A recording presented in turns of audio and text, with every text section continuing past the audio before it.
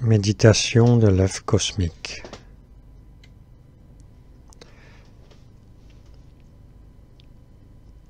Nous sommes bien assis sur notre chaise et on imagine, on étend notre attention de tous côtés, tout autour de nous, en direction de l'univers.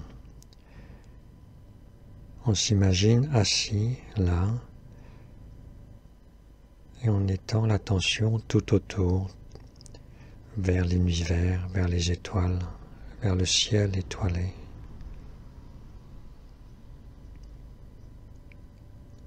Et on étend l'attention toujours plus large, toujours plus vers l'infini, de tous côtés, à travers les milliards et les milliards d'étoiles, toujours plus loin, à travers toutes les étoiles dans le ciel étoilé,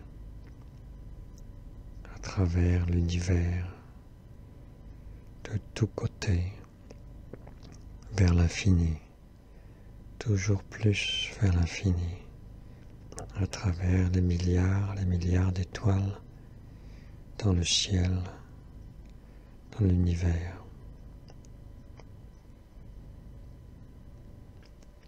Et on imagine que cet univers a tout de même une forme d'œuf. Et nous sommes là, dans cet univers quasi infini, en forme d'œuf immense, des milliards d'étoiles. Et dans cet univers en forme d'œuf, on imagine le lieu de la gestation d'un être humain, un bassin féminin, un réceptacle pour une nouvelle vie. On imagine ce bassin en forme d'œuf, lui aussi, comme l'univers est en forme d'œuf, et comme ce bassin féminin est en forme d'œuf.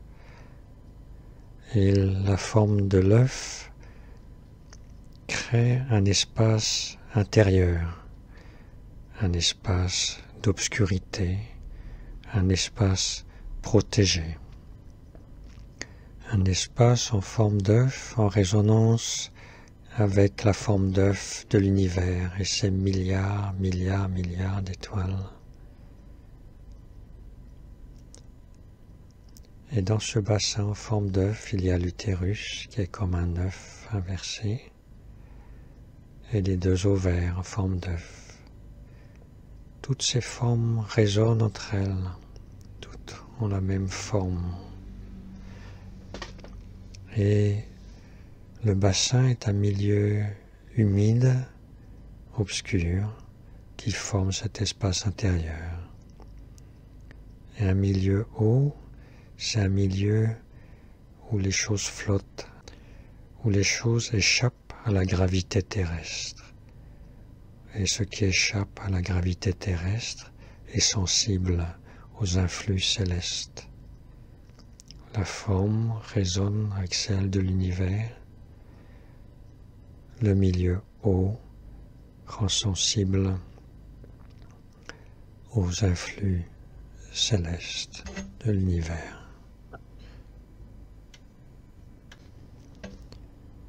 Et dans une ovaire qui est aussi en résonance avec la forme du cosmos, il y a des milliers et des milliers d'ovules souches. Comme dans l'univers, il y a des milliards et des milliards d'étoiles. Et toutes ces ovules sont sur la couche externe de l'ovaire, comme un ciel de potentiel, comme un ciel de quasi infini potentiel, en forme d'œuf lui aussi. Tous ces ovules souches sont des vies en potentiel. Vu de l'intérieur de l'ovule, on a cet œuf et ce ciel de potentiel toutes ces ovules prêtes à devenir une vie.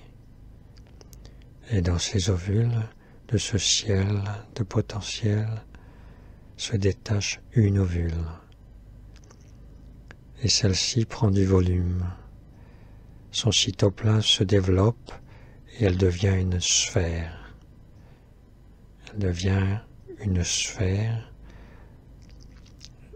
une forme close sur elle-même, une forme qui exprime le milieu intérieur, qui exprime être centré sur soi.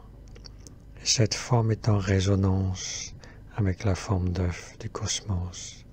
Et cette forme est un potentiel pour une nouvelle vie.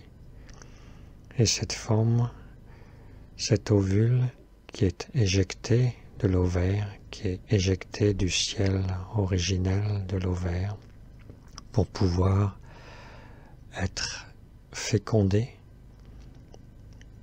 Cette cellule est la seule cellule visible à l'œil nu.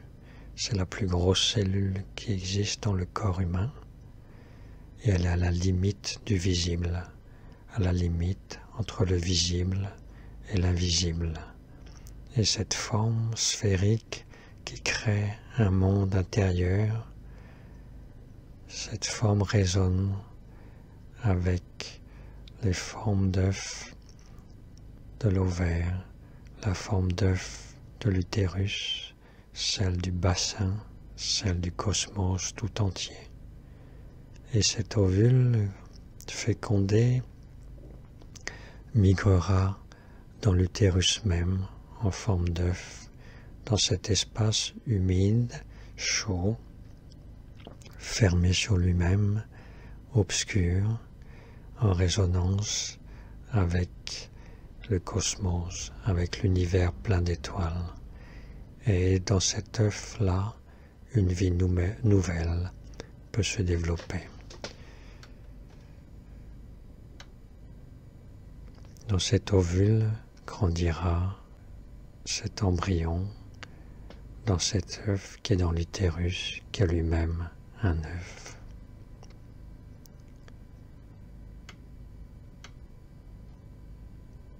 Je vous laisse maintenant du temps pour laisser résonner toutes ces formes entre elles, de passer du macrocosme, de l'univers étoilé en forme d'œuf, à l'infiniment petit de l'ovule qui est potentiel d'une vie nouvelle, d'un être nouveau.